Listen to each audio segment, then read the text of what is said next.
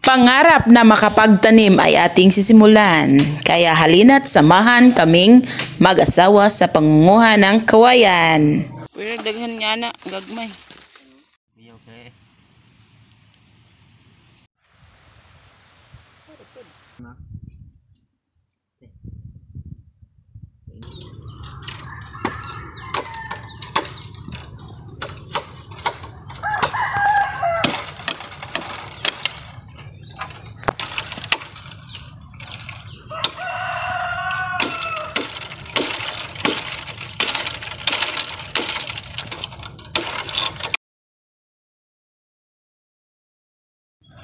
Hi, good morning mga ka-greeners.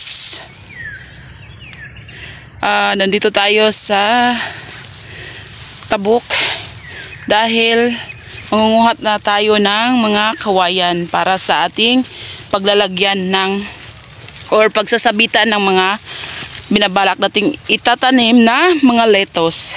Yes, magtatanim na tayo mga ka-greeners dahil nasasabik na akong kumain ulit ng lettuce.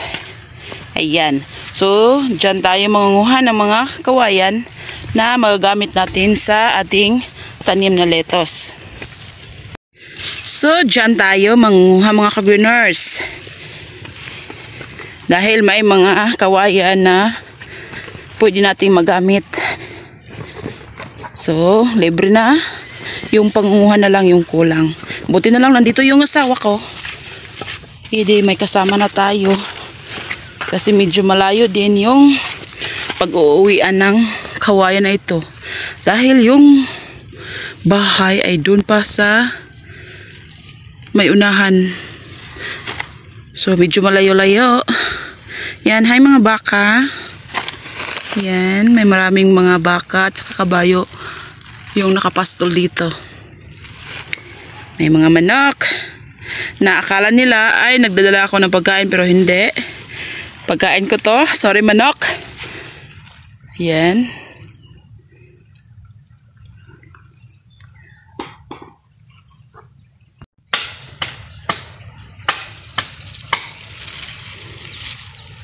Ayan, maraming tanim na kawayan. Yung lolo ng aking asawa, kaya yung mga apo niya ay libre lamang na makakakuha ng kawayan. So ayan, at sinimulan na ang pagpuputol ng mga kawayan. So bali, naputol na yan or nabali yan dahil sa hangin. So puputol lamang kami na naayon sa taas o haba ng aming gagamitin.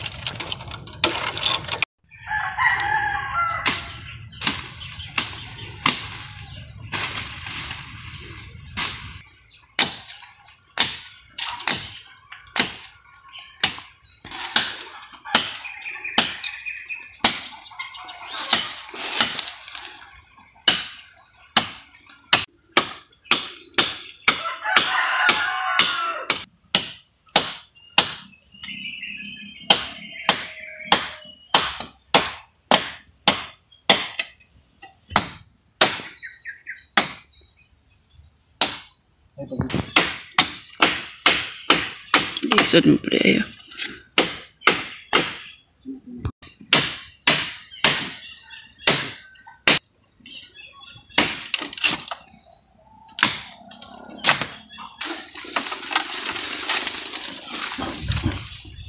Pwede daghan nga na, gagmay.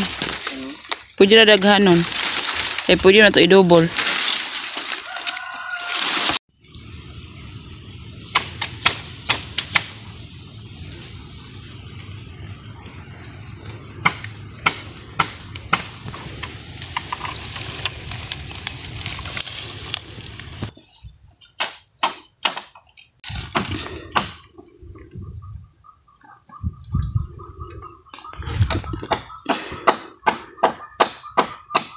Hatak!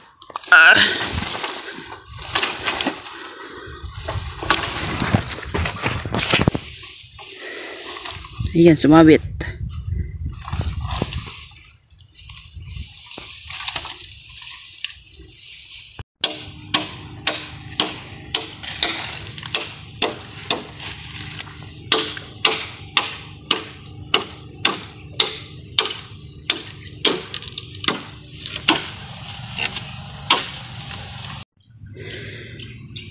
May mga tanim din na mga talong dito mga ka-greeners. Ayan.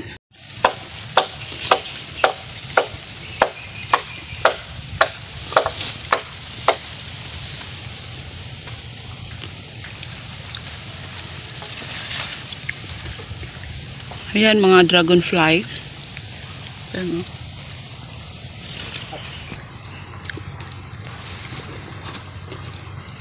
Bali, pinuto lang namin ito para hindi masyadong mahaba sa pagdadala namin. Ayan. Yan yung karugtong. Kara? Ito ko ah.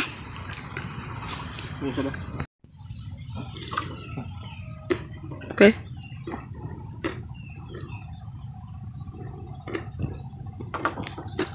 Ayan, may kawayan na tayo mga ka-greeners na magagamit sa ating tanim na lettuce.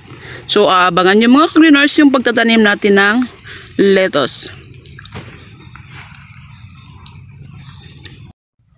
At ito yung mga dadalhin ko. So, ito yun. Yan.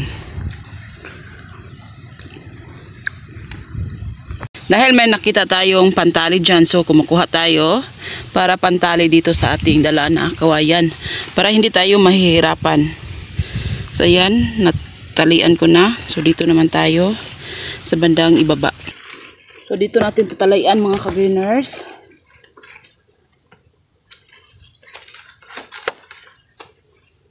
Buti na lang may pantali.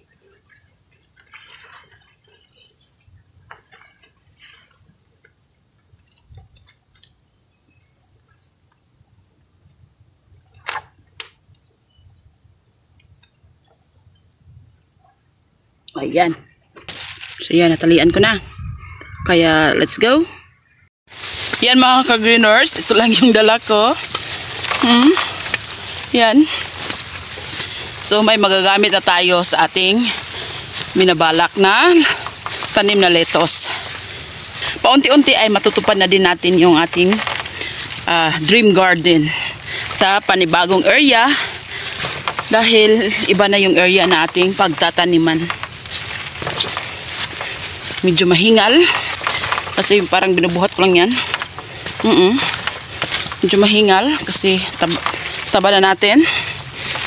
Number 1 na dahilan ng paghihingal ay sa sobrang taba. So yung pag-gardening ay laking tulong din yun para sa akin kasi parang exercise ko na rin yun dahil pinapawisan tayo. Yan, may saging. Pero hindi yan sa atin. Kay Lolo Marian, kapatid ng lolo ng aking asawa. So kung naalala nyo, noon mga ka-greeners, nung namimingwit tayo. So dito yung area na noon na namimingwit tayo. At ngayon, tingnan nyo kung anong nangyari sa sapa or sa suba or sa ilog. Yan. So malaki yung na-damage. Yan o. Yung kawayan. So pumunta na sa ilog. Yeah. Yan o. So dito tayo namimingwit na first time kong nakakuha ng isda. Kahit na maliit ay sobrang saya natin. Yan o. Yung kawayan. At saka puno ng rambutan ay na sira dahil sa lakas ng baha noong nakaraang linggo. Yes, malakas yung baha dito sa amin noong nakaraang linggo kaya ayan yung nangyayari sa sapa or sa kawayan at saka sa tanim na rambutan. Ito pa rin yung manok. Akala ng mga manok na pagkain yung dala ko na para sa kanila yung pagkain pero hindi. Sorry mga manok dahil Yung dala ko ay para sa akin lamang. Nasasanay kasi yung mga manok na kapag may dala ka or may bit-bit ka na supot, akala nila pagkain na yun. Pero hindi. Hindi. Sorry mga manok. Yan, mga manok ng aking father-in-law. Yan, inahin. Isa yan yung anak.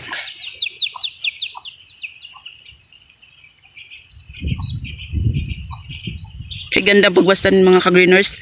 Napaka-green ng paligid. Ang sarap sa mata. Nakaka-relax. At saka, ang sarap ng simoy ng hangin dito mga ka-greeners. Iba talaga pag nasa probinsya or nasa bukid ka.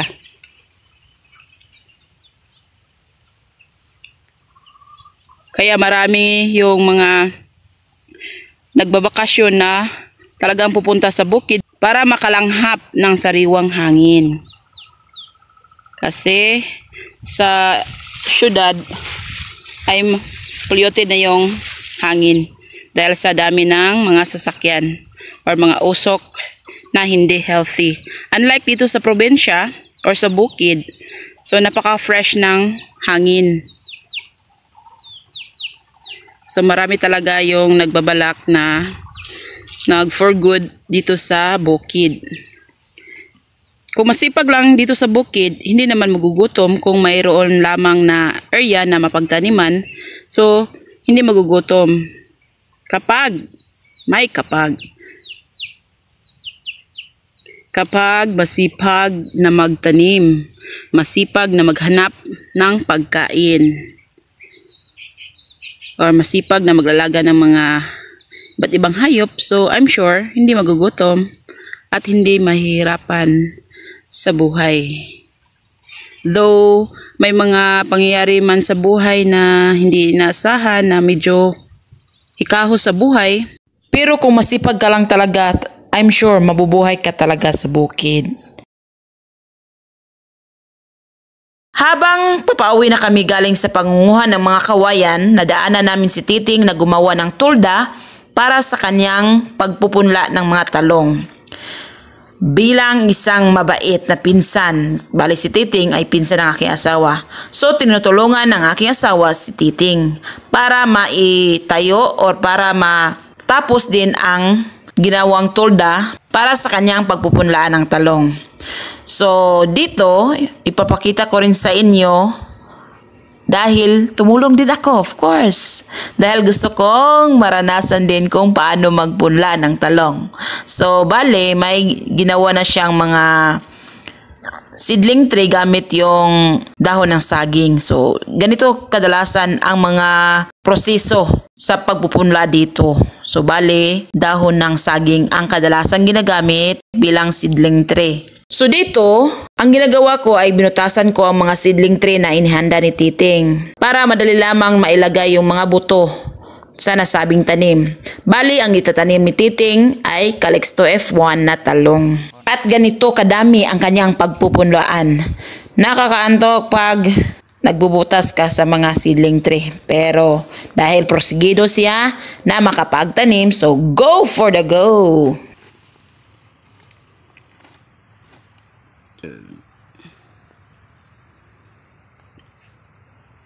Yan ang positibo na tao. Go lang ng go! Pangarap ko, pangarap mo, pangarap nating lahat ang makapagtanim ng sariling gulay sa bakuran.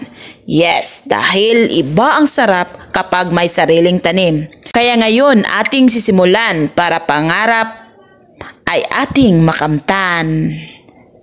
So ayan lang po, sana ay nagustuhan nyo ang video ito at sana ay may natutunan kayo sa araw na ito. Hanggang sa muling pagkikita, this is Beng and happy gardening! Bye!